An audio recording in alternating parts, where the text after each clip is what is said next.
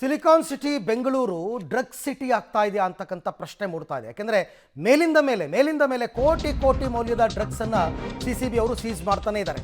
ಈಗಲೂ ಕೂಡ ಅದೇ ರೀತಿ ಎರಡು ಪ್ರಕರಣ, ಪ್ರತ್ಯೇಕ ಪ್ರಕರಣ 5 ಕೋಟಿ ಡ್ರಗ್ಸನ್ನು ಸೀಸ್ ಮಾಡಿದ್ದಾರೆ. 5 ಕೋಟಿ ಮೌಲ್ಯದ ಡ್ರಗ್ಸನ್ನು 3.5 ಕೋಟಿಯ 3 kg ಹೈಡ್ರೋ ಗಾಂಜಾ ಸೀಸ್ ಆಗಿದೆ.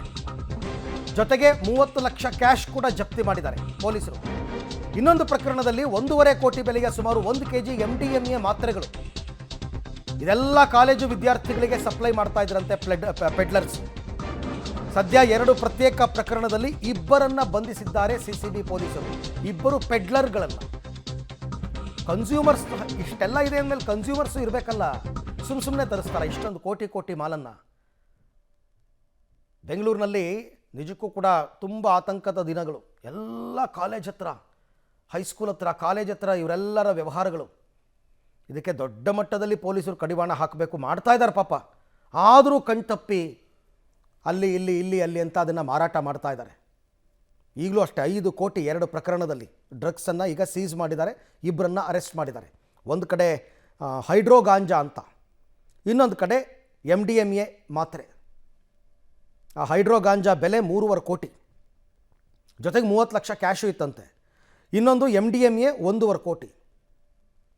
5 ಕೋಟಿ ಬೆಲೆ ಬಾಳುವಂತಹ ಮಾದಕ ವಸ್ತುಗಳು ಬೆಂಗಳೂರಿನಲ್ಲಿ ಸೀಸ್ ಆಗಿದೆ. ಆಗಾಗ್ಗೆ ಇದು ಹೆಚ್ಚು ಕಡಿಮೆ 1 ವಾರ 15 ದಿನಕ್ಕೊಂದು ಸರ್ತಿ ಇದು ಆಗ್ತಾನೇ ಇದೆ. ಡ್ರಗ್ಸ್ ಮುಕ್ತ ನಗರ ಮಾಡಬೇಕು ಅಂತಕ್ಕಂಥ ಆಸೆ ಇದೆ ಪೊಲೀಸರಿಗೆ. ಕಮಿಷನರ್ ದಯಾನಂದ್ ಅವರು ಅದನ್ನು ಹೇಳ್ಕೊಂಡು ಇದ್ದಾರೆ. ಆ ನಿಟ್ಟಿನಲ್ಲಿ ಕಾರ್ಯಾಚರಣೆಯನ್ನು ಮಾಡ್ತಾ ಇದ್ದಾರೆ. ಬಟ್ ಇದು ಸಾಧ್ಯನಾ ಪ್ರಶ್ನೆ. ಮಾದಕ ದ್ರವ್ಯ ನಿಗ್ರಹ ದಳದ ಪೊಲೀಸರು ಕೆಲವೊಂದು ಉತ್ತಮ ಕಾರ್ಯಾಚರಣೆಗಳನ್ನು ನಡೆಸಿ ಹೈಡ್ರೋ ಗಾಂಜಾ ಮತ್ತು MDMA ಕ್ರಿಸ್ಟಲ್ಗಳನ್ನು ರಿಕವರಿ ಮಾಡಿದ್ದಾರೆ. ಪ್ರಮುಖವಾಗಿ ಇದರಲ್ಲಿ CCB ಅವರು ಎಲೆಕ್ಟ್ರಾನಿಕ್ ಸಿಟಿ 2ನೇ ಹಂತದಲ್ಲಿ ಇರ್ತಕ್ಕಂಥ ಒಂದು ಡಿಮಾರ್ಕ್ ಬಳಿ ಒಬ್ಬ ವ್ಯಕ್ತಿ ಈ ಹೈಡ್ರೋ ಗಾಂಜಾವನ್ನು ಮಾಡ್ತಾ ಇದ್ದಾನೆ ಅನ್ನೋದರ ಆಧಾರದ ಮೇಲೆ ಆತನನ್ನು ಬಂಧಿಸಿ ಆತನ ಕೂಲಂಕುಷ ವಿಚಾರಣೆಯನ್ನು ಮಾಡಿದಾಗ ಆತನ ಬಳಿ 1 kg 50 ಗ್ರಾಮ್ ಹೈಡ್ರೋಫೋನಿಕ್ ಗಾಂಜಾವನ್ನು ವಶಪಡಿಸಿಕೊಂಡಿರ್ತಾರೆ. ನಂತರ ಆತ ಕೊಟ್ಟಿರ್ತಕ್ಕಂಥ ಮಾಹಿತಿ ಮೇರೆಗೆ ಆತನ ವಾಸವಿರುವ ಮನೆಯಿಂದ ಮತ್ತೆ ಸುಮಾರು 2 kg 454 ಗ್ರಾಮ್ ಹೈಡ್ರೋಫೋನಿಕ್ ಗಾಂಜಾವನ್ನು ವಶಪಡಿಸಿಕೊಂಡಿರ್ತಾರೆ.